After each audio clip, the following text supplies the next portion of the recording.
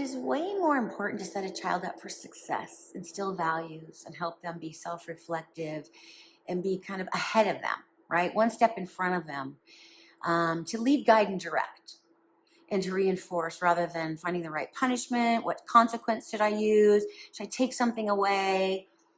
That's not really where it's at. But what happens in the event that something does need to have a consequence because it's either disrespectful or it's potentially harmful to self or others?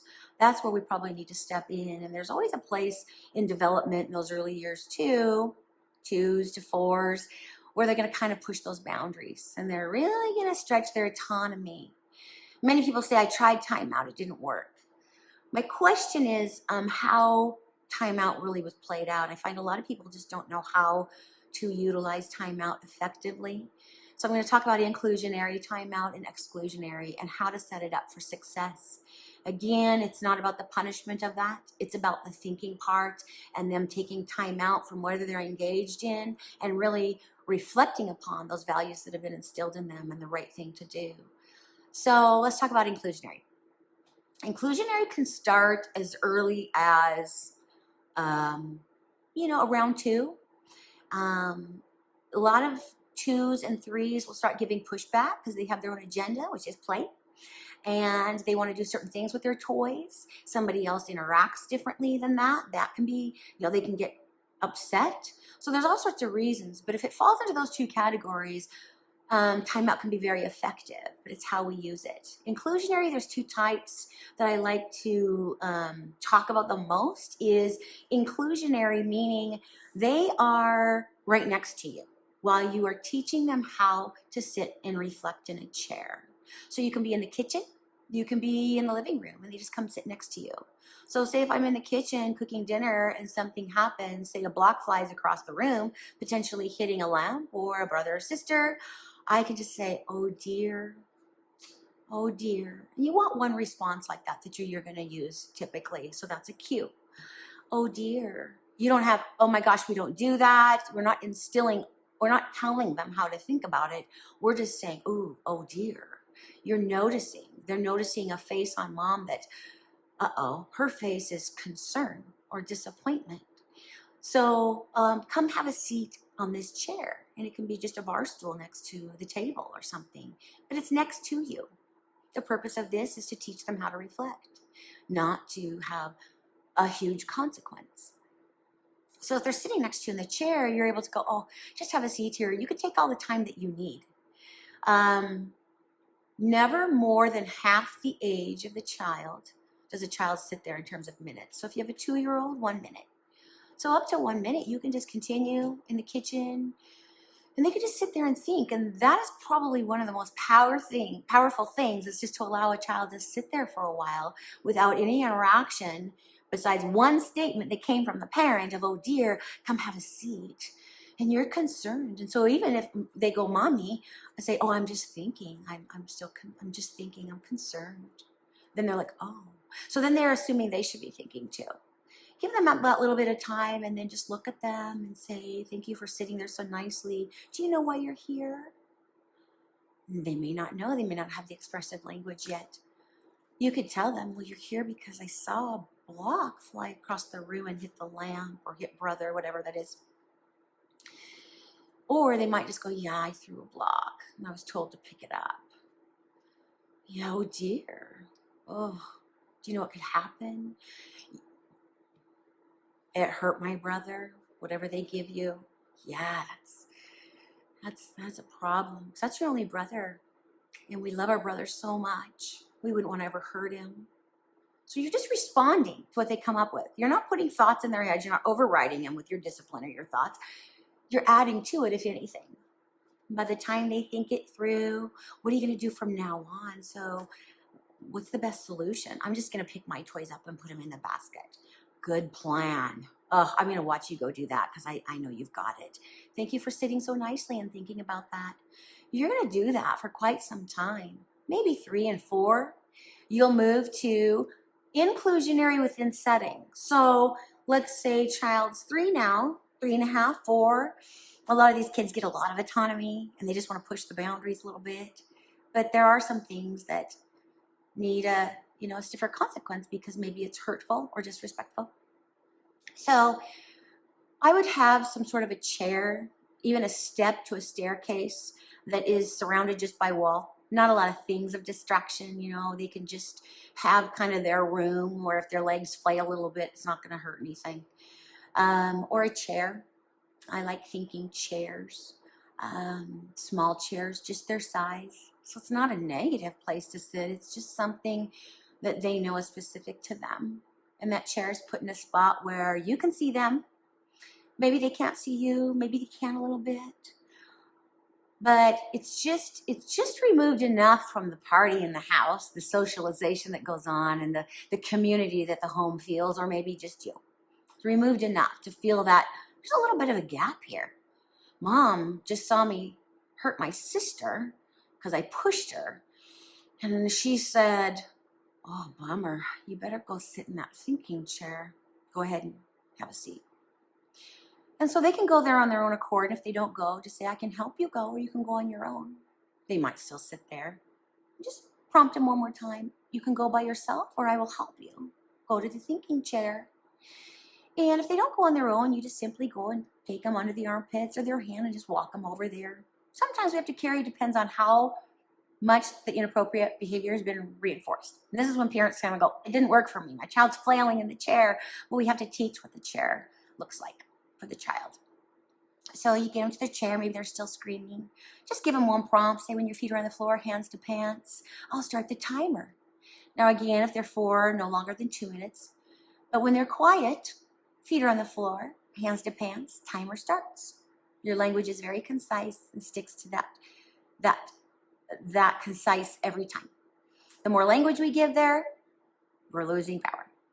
And you want it all to be in the hands of the child and the responsibility of the child and the emotions of the child. They can sit there and cry. They can have their emotions. That's okay. They can be angry. That's all okay. But the timer doesn't start until they're ready to think. And that means quiet. Their mouth is quiet. Their hands are on the floor. Their hands are on their pants and their feet are on the floor. You go over there. "Oh, good job. I can start the timer." That's great. You start the timer. Now, if there's noise, you turn around, there's already noise. "Oh, bummer. I got to restart the timer." You just turn it off. I'll watch for when there's quiet and feet on the floor and hands to pants. I'll be right back and I'll start that timer again so you can think. So this can go on, depends on, again, what the parenting response has been prior to this, but it can go on 2 hours or it can be 15, 10 minutes if we start at the onset of this type of behavior. So say you go over there and they're sitting there, they're in the chair, they're responding appropriately. You set the timer goes off, you come back, you go, "Oh, good job sitting in that chair to think. So do you know why you're here? Why are you in the chair thinking? What have you been thinking about?" With high expectation, you're wondering what their thoughts are because you're believing they have a great solution. They're like, some of them are like, "I don't know." "Oh, well, I think." "Are you sure?" Because you can either start the timer again for 2 minutes. As a parent, depending upon the age, 4 and 5, I would. Maybe 3, I wouldn't. But you can say, "Are you sure? Because I can start the timer again." Or, "I think you know." If they're resistant to telling you and they're old enough and their language is proficient and they're expressive, then I would probably set the timer. If they're young and they don't have expressive language, I'd say, "Do you remember what you did with your sister? Or do you remember you hit your sister?" Yeah, do we hit a sister? So what'd you think about that? Not nice. What are you going to do next time? Not hit my sister. Right, that'd be a good plan. Let's talk to your hands. This is again below 3. Let's talk to your hands. Make sure those hands don't hit sister. We love sister. She's our only sister. We love in this home. All those kinds of things. I believe that you'll get that right. So go back and play. Have a great time. High five. Good job sitting in the thinking chair. Good thinking. Now, if they're not coming up with it 4 and 5, and you've taught the thinking chair inclusionary for a long time, then they're just being resistant, and you'll probably have to reset it quite a few times. But always coming back, being assumptive that they've got it together and they've got the right response. Again, "Okay, so what'd you think about? Why are you here?" I don't have anything." "Oh, I'll set it again. I'll be back." just happy you're happy. This is all on the child. This is not on the parent. There's no reason for a mother to be invested, a parent to be invested in this. Because again, you have all day to teach your child respect for others, self, and environment. So you go back, all of a sudden they have a response. Yeah, I hit my sister. Yeah, why? Do you know why that happened? I was just frustrated. Oh, what are we gonna do about that? What can we do differently from now on? Keep your language the same, very specific, only very few words. It's not a lecturing time. It's not you expressing your disdain for their behavior, not you labeling behavior. Just what are they going to do in the future? I'm not going to hit her. Yeah, because we just give loves in this family, don't we? Now, if it was frustrating, what can you do differently? We'll tell you, yeah, you could come tell mom and we can solution seek. Yeah, that'd be better. That'd be better. Okay, I believe in you. You've got this. So they're going to go back. If there's reoffense, we just play it out again. We just continue down that road. Some kids have days that are harder than others, and they will go the distance based on sleep, things that are happening for them, environmental effects, those kinds of things. Now, exclusionary is removal, entire removal. But that's only when you've taught inclusionary in 2 settings. You know that they know how to sit, they know how to conduct themselves. They've been doing it, proficiently for months, where they sit in a chair and they know how to put their feet, they know how to think, they know how to reflect, they know how to solution seek, and you're on the same page with that. So then by the time maybe something's escalated, and we're talking 4s and 5s, where they need a time away. Basically, you're taking the fun environment and the fun you away from it. So you leave the door open if it's in their room. You don't close the door yet. But they can go have a time in their room.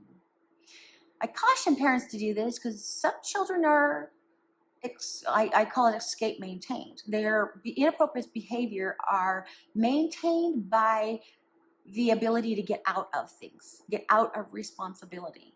So a lot of people have just exacerbated behavior because they've sent them to exclusionary before they've taught inclusionary, and they're just in there playing, and that's a disaster. So if they know what to do in the thinking chair, then you've already put the guidelines in. Well, I want you to just sit here and think about it. And, when you're ready to talk about it, you can come out. They can go in there and have their feelings, their fit, their whatever. If it gets too loud, you can say, you know what, it's getting hard on my ears. I think I might shut the door. But when you're quiet, I'll open the door.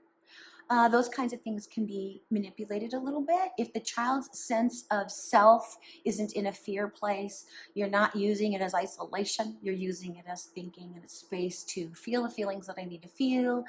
And when I'm ready, I'm going to go talk about it. And these are usually more severe things, or just when a child is captivating the environment with a lot of audience to where that's more reinforcing them. Sitting in the chair and thinking, therefore they need to be excluded from that environment and only hear the party outside of their door.